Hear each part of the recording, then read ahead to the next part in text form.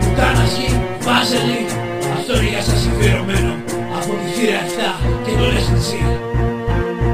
Μα την Παναγία γάμω τη θύρα 13. Τον παίρνετε από εμάς και μιλάτε σαν κυρία. Οι πουτάνες της Ευρώπης δεν άκουσα καλά. Σας θυμίζει η ανόρθωση τίποτα ρε παιδιά. Στο Καραϊσκάκι μπαίνετε και βγαίνετε γυμνοί. Σας πήραμε τα σόβρακα, γαμιού τη Βαζελή. Για τον Μπούτσο είστε όλοι με πολύ μετοχικό. Το πρωτάθλημα ξανά στον Πειραιά εγώ θα βρω. Το τριφύλι το καπνίζουμε, δεν το έχουμε για στάμπα. Από την πόλη θύψη θα αφήσετε και φράτζα. Πράσινα κουρέλια, πάλι σας γαμάει ο γάβρος. Στη Λεωφόρο θα χτιστεί του Βάζελου ο τάφος. Γαμιέται Λεωφόρος, γαμιέται ο Βάζελος. Τον πήρανε ξανά από πίσω κι από μπρος. Γαμιέται Λεωφόρος, γαμιέται ο Βάζελος. Τον πήρανε ξανά από πίσω κι από μπρος. Έχω καιρό να βρω πράσινο στην κορυφή. Όλο δεύτερη και τρίτη θέση πιάνουνε αυτοί.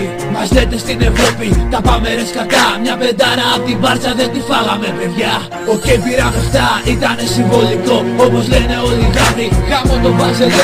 Γάμο το Βάζελο, γάμο το Βάζελο, γάμο.